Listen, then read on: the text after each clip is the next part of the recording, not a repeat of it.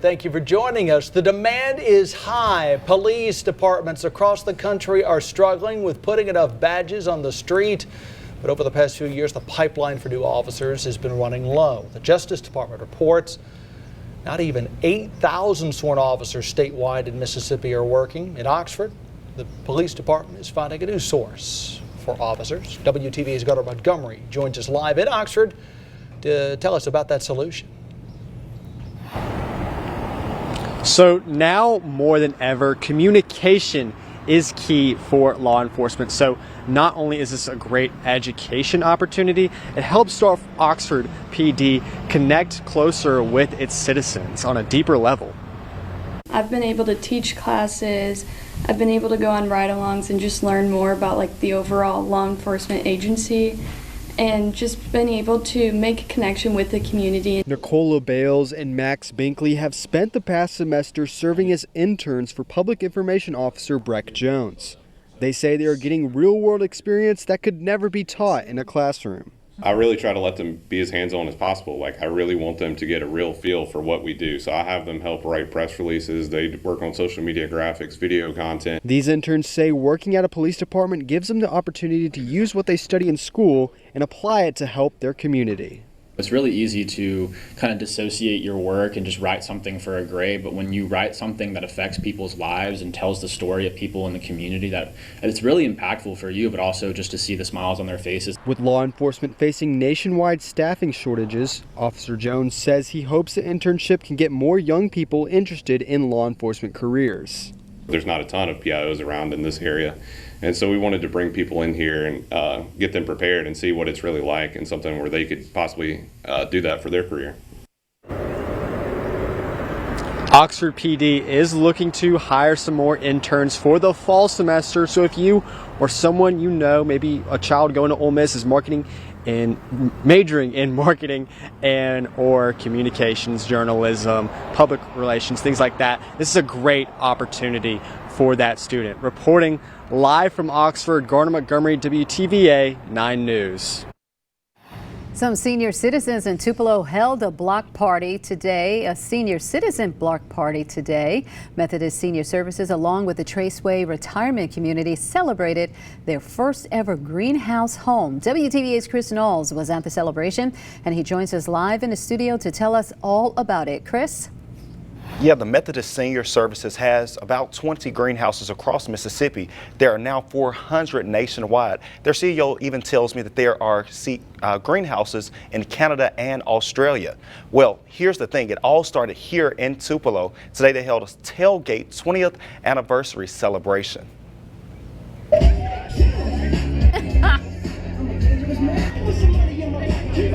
Residents, employees, and volunteers celebrated the 20th anniversary of the first greenhouse home ever built. Our organization played a part in a revolution that has changed in the world of long-term care. CEO Steve McAlilly says the greenhouses are small ranch-style homes made for 10 to 12 elders. They each have private rooms and bathrooms. He says these houses are designed to create an at-home experience. Morning, you wake up to the sounds of home.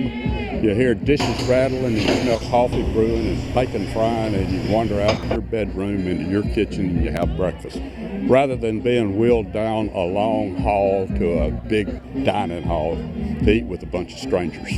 The celebration featured the Mitchell Center Choir, the Dream Team cheerleading team from Hernando, and lots of dancing. I'm just so proud and honored to be a part of an organization that's truly making a difference in elder care across the nation. Residents and volunteers shared their love of the greenhouses. This is such a great concept. I hope when I need it, I can come here. We all love each other. We have a lot of entertainment. We spend a lot of time together. We work with volunteer with Meals on Wheels, and we just think everybody there is great. They were proud to say that it all started here in Mississippi. Sometimes we get negative things, but I think this is very positive and very deserving of the people that manage it. I love it. All the good things start in Mississippi. Now, that was one thing you heard a lot today.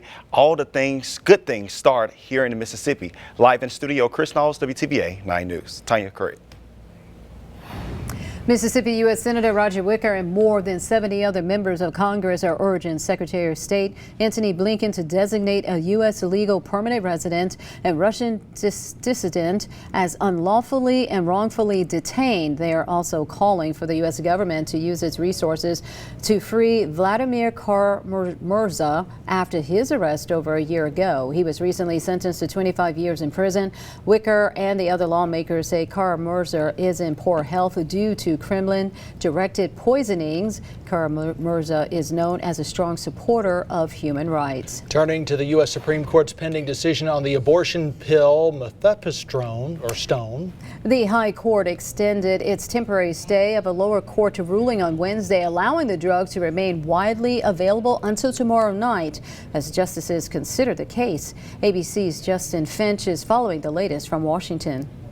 Once again, the Supreme Court facing a critical decision on abortion rights. Almost a year after striking down Roe v. Wade abortion protections, the High Court is now considering access to mifepristone, the FDA-approved medication now used in the majority of U.S. abortions, according to the CDC. Hours before a court-imposed deadline Wednesday, Justice Samuel Alito announced the High Court's second extension of its temporary stay of a Texas lower court ruling. That stay expires at midnight Friday, giving the court more time to study the case and keeping the drug widely available in the meantime.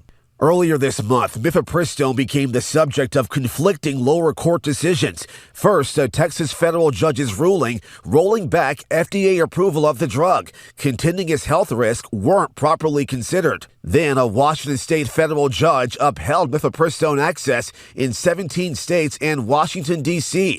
After that, an appeals court ruling preserving portions of the Texas court's restrictions, including banning mail delivery of the drug. The Biden administration and mifepristone manufacturer Denko Laboratories then filing emergency requests for the High Court to intervene. This case also has the potential to have enormous consequences for drugs more broadly, because we've never seen before a federal judge basically invalidate something that an expert agency, the FDA, has done. Lawyers representing the conservative group that brought the initial mifepristone suit say the lower court's decisions were meticulous and don't second-guess the FDA's scientific determinations, but require the agency to follow the law. And the FDA first approved mifepristone back in 2000 and over the past 7 years expanded its access to include mail delivery. The Justice Department says the pill has been safely used by more than 5 million women. Justin Finch, ABC News, Washington. WTVA's Sammy Roebuck will join us live shortly to explain why members of the maroon and white family were showing up along with coaches and the new AD. And this Mississippi State student is finishing her internship by bringing smiles to the faces of the hospitalized children and their families. That's ahead on WTVA 9 News at 5.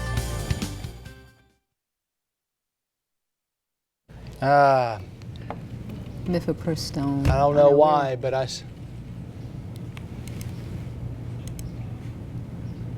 yeah, I know it. I hit it cold and it just. No, it's not, but anyway, I'll get it.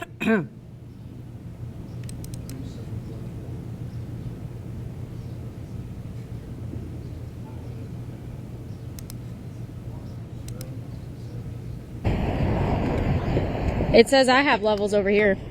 I don't know why it is. I hit that and I'm like, golly dog. Okay, cool. Oh, cool. I thought they were talking about Gershovich. What's his name? Yeah, Gerskovich. Who is this Kara-Murza? Who was that person? I saw it in the news release yesterday. I'd never heard of him until I saw it.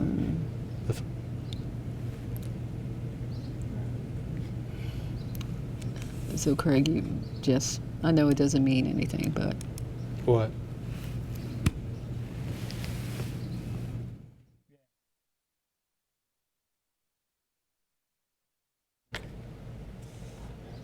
You can. It's up to you. If you're tight on time, dump it. If you're, all right.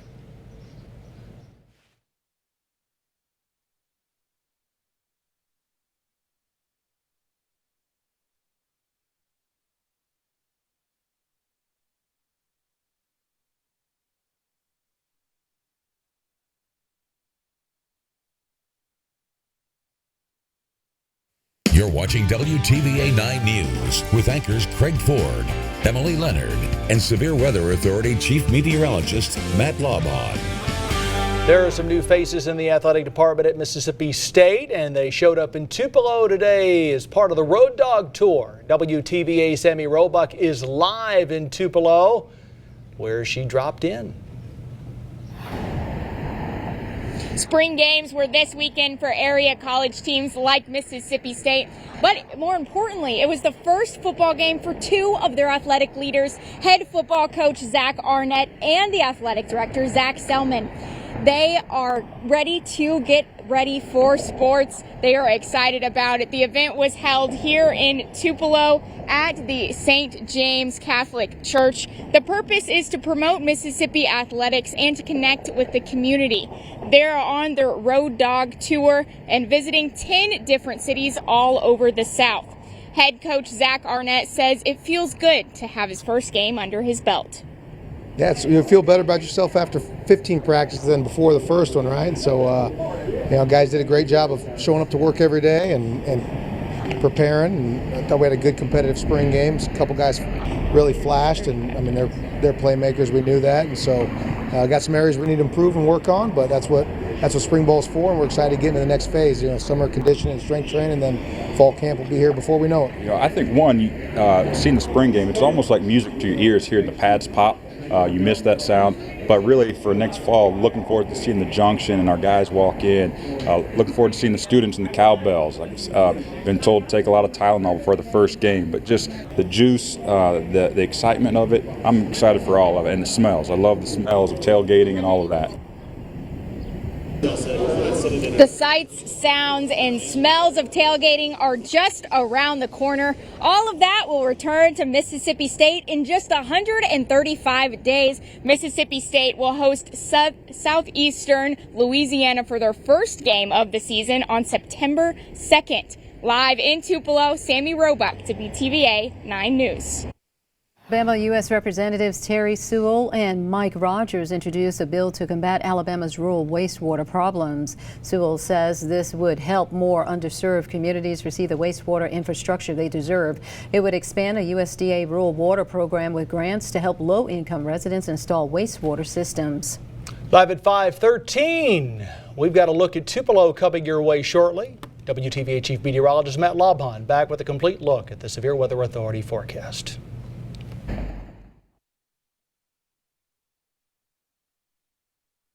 Trying to get us in under that by 15. I floated that stuff, Isaac. I didn't think it'd mess you up.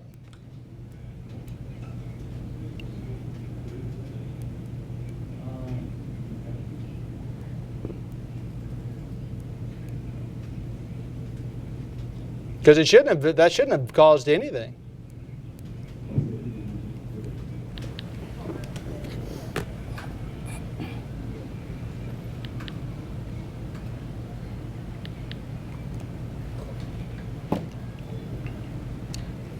Josh, I hope you didn't mind that. Like I said, just trying to hit 15. Huh? No. I figured you were tied up with a live shot, so. Excuse me. I'm actually not using highs tomorrow for a change. Tomorrow one was variable, anywhere from 65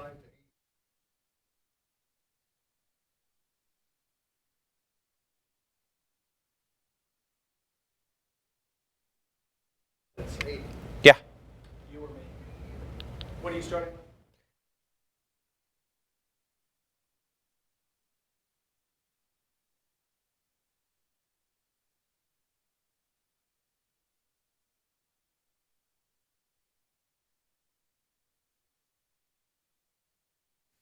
Now, your WTVA Severe Weather Authority forecast with Chief Meteorologist Matt Laubon.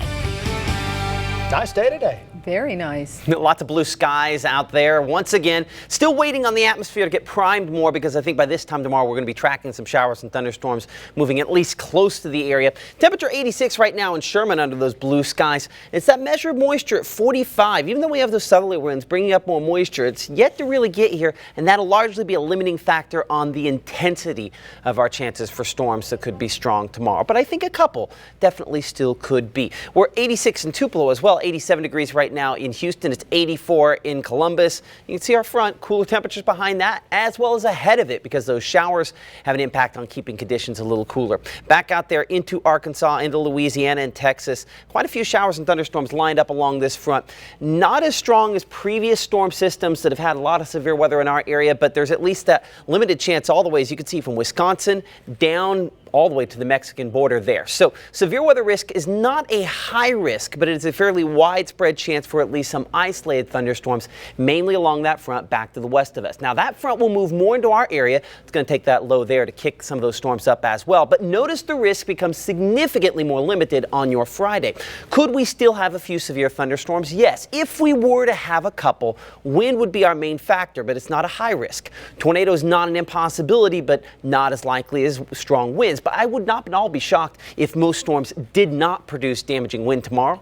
I wouldn't be shocked if we had zero damaging wind reports out of this. But still, as you can see, first flare up of thunderstorms from tonight largely dies before it gets into our area. Our meteorologist Chelsea Simmons with a few showers out there, perhaps more than this indicates, for your morning commute on WTVA 9 News today. Now this has the majority of the activity with this initial round staying back to the west of us. But 10:30 in the morning, still some rumble showing up there. Oxford back toward around Coffeyville and Calhoun City. Could this be farther east? Absolutely. I think a possibility there with this initial wave by noontime, kind of getting to Houston. Now, in this scenario, you're still probably pushing 80 out here, Columbus, Macon, and West Point, and you're limited for highs there back in the probably upper 60s back in the western part of the area. What Storm Tracker does, it gets that out of here. Notice as we kind of look back out there in locations back toward Tunica and Clarksdale, how this develops pretty quickly a line of thunderstorms by 4 p.m. back Grenada, Coffeyville, Oxford. Now, those are fairly heavy. They're right along the front, and other projections run slower than this. I want to show you this is the fastest possible way in which this could come in.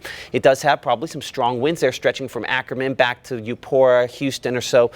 Maybe even one or two of these storms with a little bit of rotation. But notice what happens as they work farther east.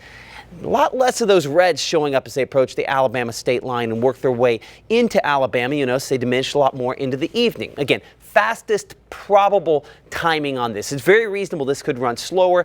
If it does, even if it does, we're expecting the majority of those storms a little below severe limits. We'll look at that slower projection of that coming up during our 6 o'clock broadcast. So tomorrow, we'll say 63, so milder than we've been for lows, but of course with the widespread cloud cover and some of those showers and thunderstorms around early.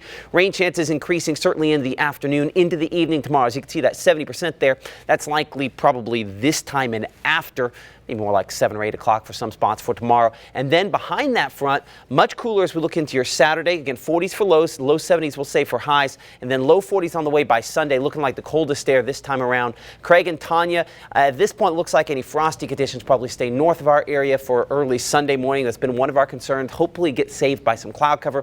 But I think the headline tomorrow, yes, thunderstorms are possible. Maybe a few are strong, but this is not a high-end event, and it wouldn't be shocking if it's a non-event. Hopefully that's the case. All right. Thanks, Matt. Northeast Mississippi Community College's Eula Dees Memorial Library will celebrate National Library Week next Monday through Thursday. National Library Week highlights the importance of libraries in communities. The library will host a coloring competition with a chance to win prizes. There will also be a library scavenger hunt, a pizza party, and other activities. A Mississippi State University student from Vaden will soon wrap up her internship at North Mississippi Medical Center by making a positive impact on the lives of children. Human Development and Family Science major J.C. Eldridge is planning a career to help hospitalized children and their parents with mental health needs. Eldridge and the pediatrics team compiled a list of needed items such as sensory toys, puzzles, and supplies. They are now asking the community to donate toys. Toys can be dropped off in the hospital's lobby at 830 South Gloucester Street. Monetary donations can be made to the Healthcare Foundation of North North Mississippi. Disney is reportedly planning another round of layoffs. According to a report, the company is expected to slash 7,000 jobs, and the layoffs could begin as early as April 24th. The report notes the job cuts will impact several Disney divisions, including television, film, corporate teams, and theme parks. Disney had its first round of 7,000 layoffs in late March. Are thousands of more layoffs coming to the Magic Kingdom? We'll explain coming up. We'll be right back. We missed something, or? All right.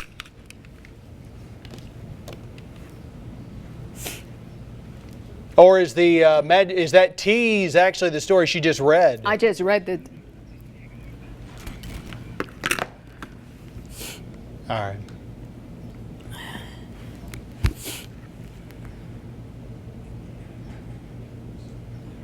Oh, cool. Yeah. Yeah. Yeah, I'm a little bit shorter than Chris Knowles. Oh, that's great. He's fine.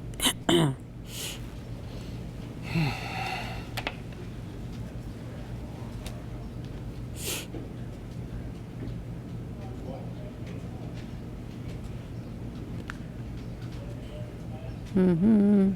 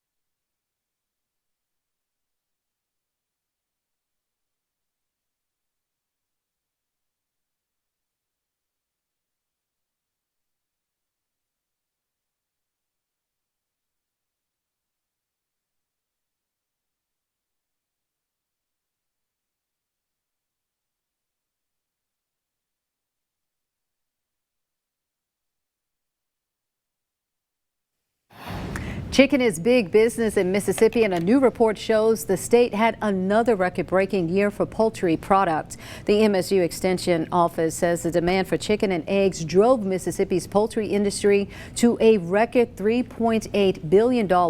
That's almost 50% higher than the state previous record in 2021. The USDA reports chicken is the #1 meat for most Americans, followed by beef and pork. They also say we eat about 250 eggs per person every year. The North Mississippi Symphony Orchestra will close out the season in a joint performance with the University of Memphis Department of Musical Theater. They'll present the Tony-winning Guys and Dolls April 29th at 7:30 p.m. at the Tupelo Civic Auditorium. The famous romantic comedy takes audiences from the heart of Times Square to the cafes of Havana to the sewers of New York City. And we understand, according to Executive Director Lisa Martin, the show will have something for everyone. A teenager at North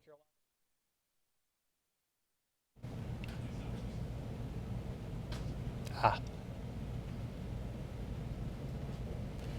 We'll talk it out. I got something to say. All right, so is this the last story? This is the last. Well, is it? No, what was the claw thing? I'm not seeing we're just seeing the close. Oh, gosh. I'm not seeing theme park kicker in our prompter. If I have to, I'll just read it from my deal here. No. Oh, we don't have video? Ah, problem. Excuse me, y'all got a minute. Which one of you find news professional? Oh, there it is. So what? Well, no, here's the story. We just need the video. No, I no, the story, I couldn't, it was not in the prompter until just now. Say what? Who? The mayor? Yeah. What about him? I need his number. Dude. Well, I mean, Really? I'm sorry, Miss Tanya. I know you got every number known to the nation. You got it, I don't. You don't have it? Nope. Oh, I'm shocked. If you'll share it with me. My gosh, Craig Ford. Thank you, sir. Yeah, share it with me if you don't mind. All right, cool. Yeah, I need. I have the ones of previous mayors. I don't know why I don't have You those. guys, you guys. I got a new phone. I'm a numbers.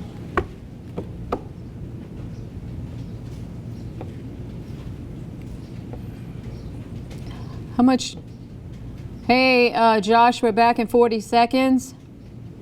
If I'm on camera, it's not the end of the world. Yeah, 30 seconds.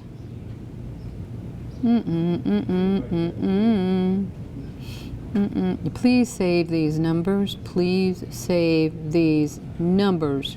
Okay, I'll be ready. Either way.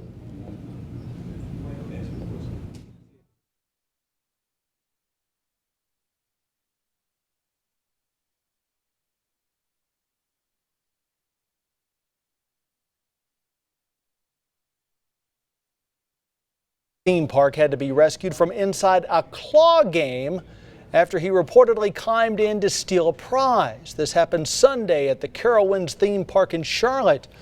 A park spokesperson says they were made aware of a 13-year-old male who climbed into a claw machine.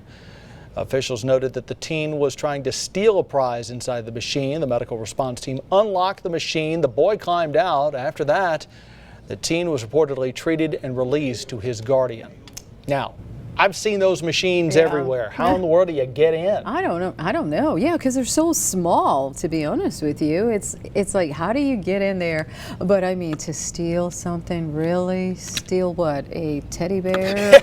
It's not like you got $1 million inside. You're not trying to, steal from Fort Knox or something. Oh my but gosh. hey, it's one man's treasure is somebody else's what? What's And the you know line? what? And here's the thing. Great line, and I just one flubbed man's it. trash. One man's trash is another Thank you. man's treasure. Thank you. Everybody except me treasure. got that. It's been a day, folks. But guess what? We've got more local news in 30 minutes.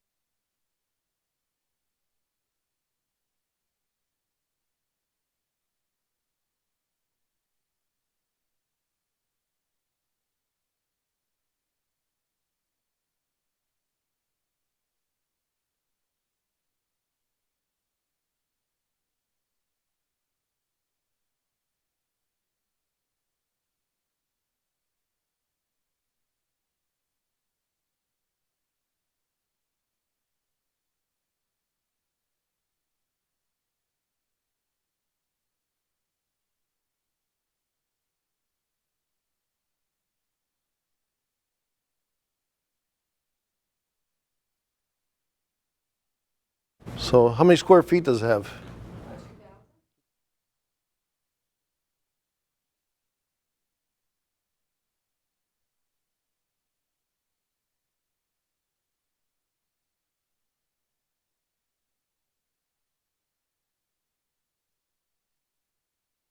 See what it's all about. Yes, ready. It's always a good idea to see what it's all about. Yeah. Okay. All right, here's your weather forecast as we go into Friday. We will see some patches of rain along with some embedded thunderstorms. Every now and then, maybe a heavier thunderstorm not out of the question. Temperatures top off in the 70s. We'll talk about the weather details later tonight, right here on WTVA 9 News at 10.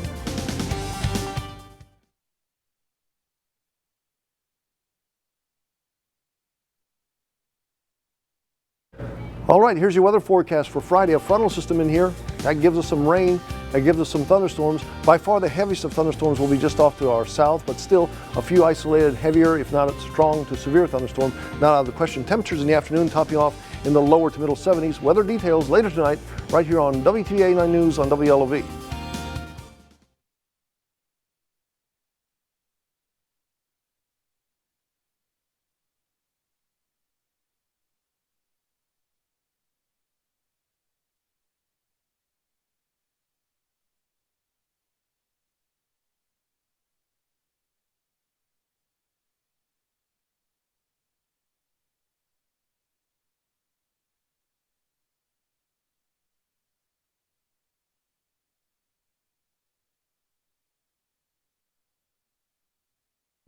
All right, here's your weather forecast for Friday as we finish off the work week. A frontal system in here gives us some areas of rain, gives us some thunderstorms. Some of the thunderstorms may be a little on the hefty side during the afternoon and evening hours. Temperatures top off in most areas in the lower to middle 70s.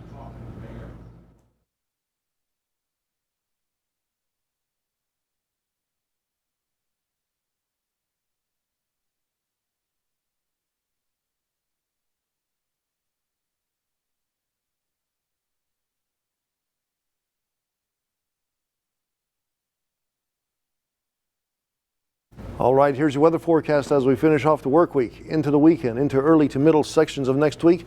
Mostly 60s and 70s for high temperatures, not much of a variable and when it comes to daytime temperatures over the next several days. Morning lows, however, a pretty good roller coaster ride. We go from the 60s down into the 40s, maybe some upper 30s, back into the 50s before it's all said and done next week. And rain showers and storms for our Friday could be a hefty at times. Some more scattered areas of rain showers, maybe some isolated thunderstorms for next week.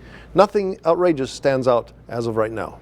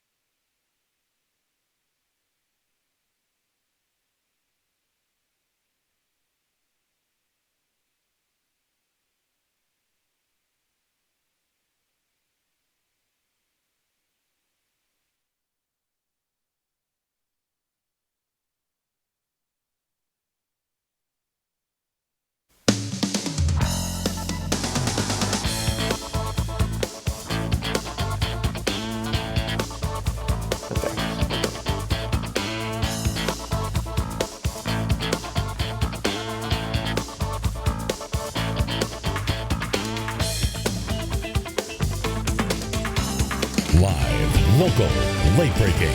This is WTVA 9 News.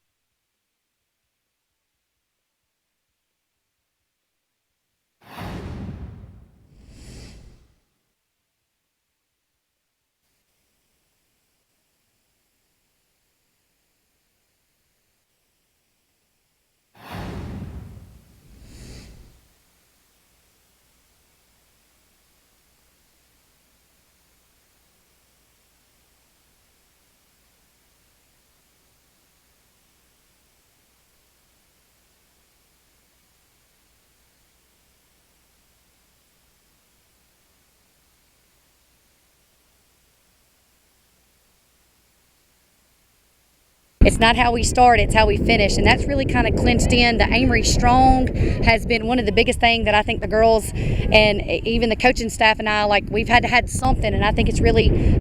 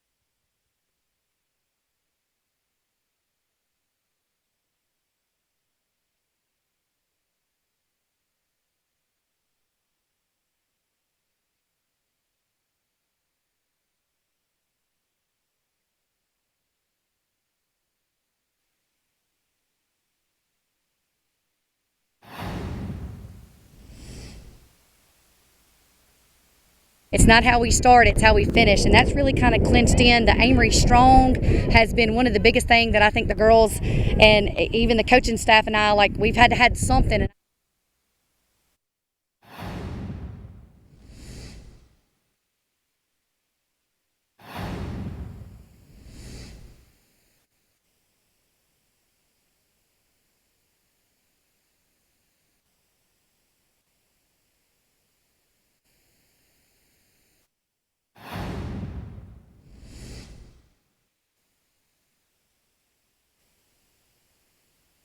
So it's been so stressful.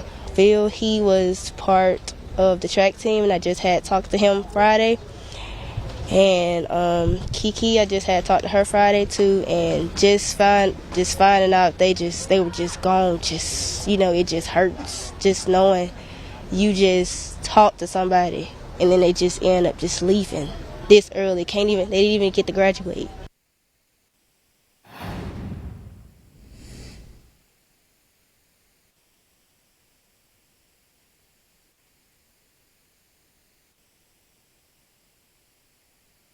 Somebody just happened to see them, and they were able to help us out and get us some information, and we were able to get a traffic stop on them and being able to bring them into custody.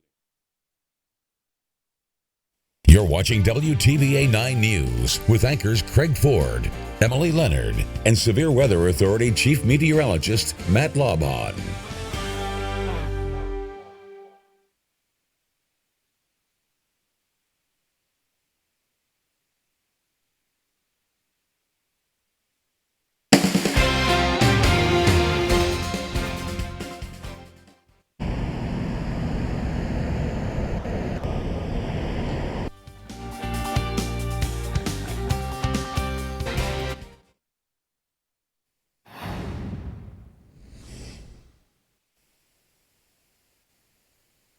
It got really loud and our door swung right open. We had to pull it back down, and then we just waited around a little bit longer, got up to check and saw it was, first I just saw a light that was broken and thought it wasn't too bad, and then saw the whole roof on our backyard thing was gone, and I knew it was a lot worse. I would say we got lucky compared to what some of the other people had. I know there's probably a tree somewhere in someone's Your house. WTBA Severe Weather Authority forecast with Chief Meteorologist Matt Lawon. Might be, we don't want to be driving 5 miles away, but drive to the nearest site-built structure.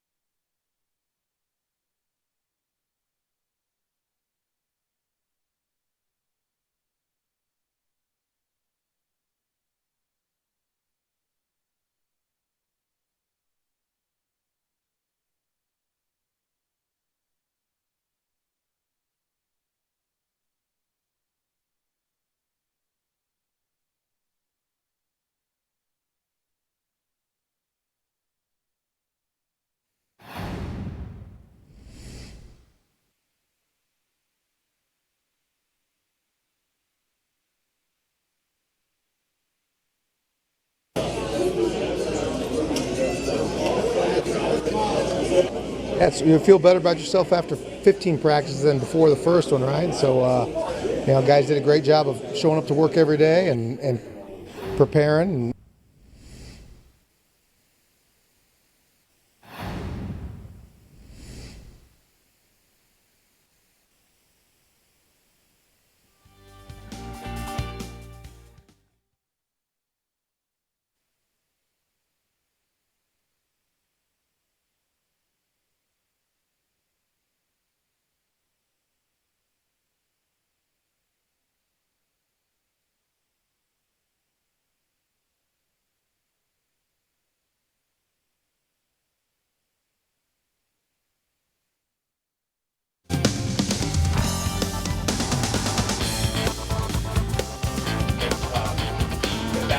It just hurts just knowing you just talk to somebody and then they just end up just leaving this early. They didn't even get to graduate.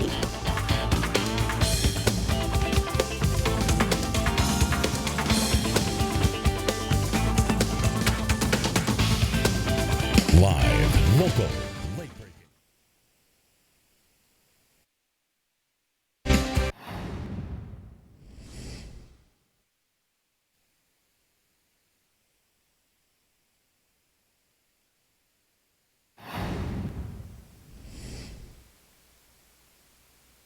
It's not how we start, it's how we finish, and that's really kind of clinched in.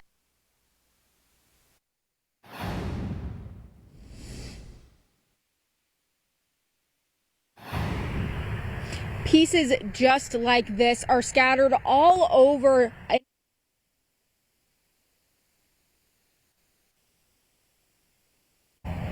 Pieces just like this are scattered.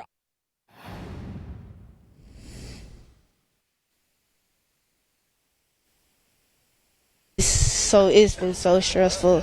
Phil, he was part of the track team, and I just had talked to him Friday.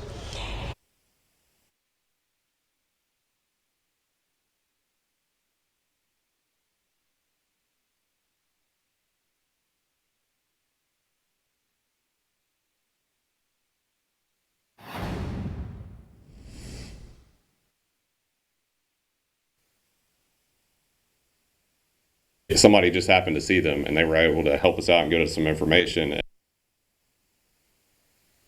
I've been able to teach classes, I've been able to go on ride-alongs and just learn more about like the overall law enforcement agency. It's really easy to kind of dissociate your work and just write something for a grade, but when you write something that affects people's lives,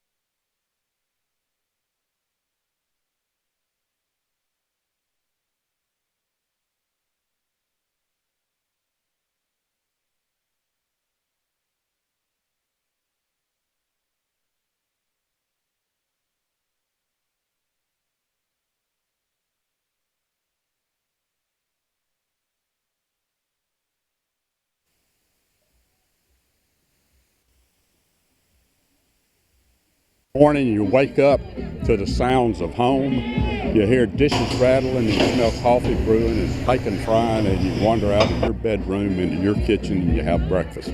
Rather than being wheeled down a long hall to a big dining hall to eat with a bunch of strangers. Hey! I am great. How are you? Good.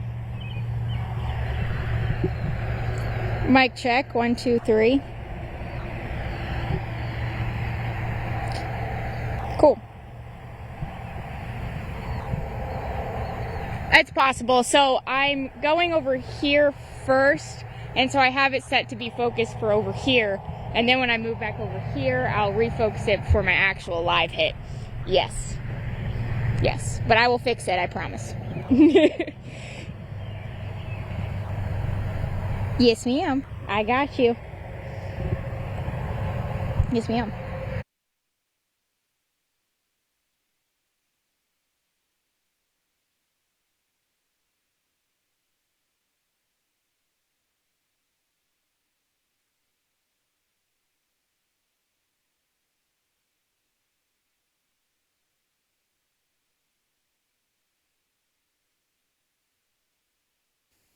Is that frustrating that I don't have any answers? Land manager Sam Agnew says he tried to contact the city of Tupelo for help. He says there is no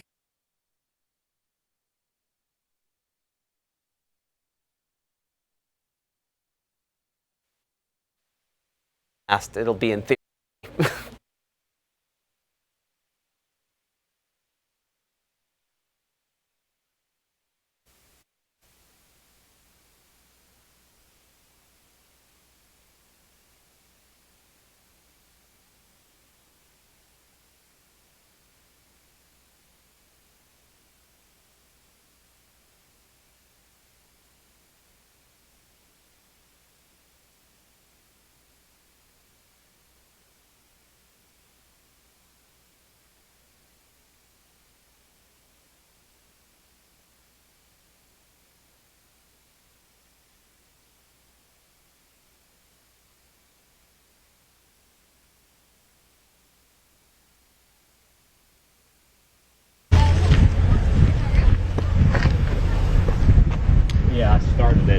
think you tried to start at the same time and it stopped it.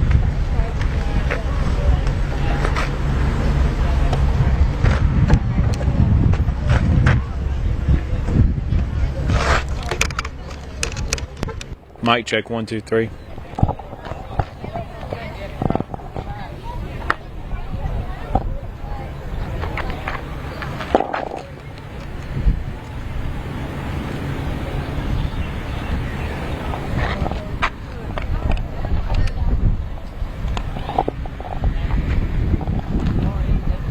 What about now?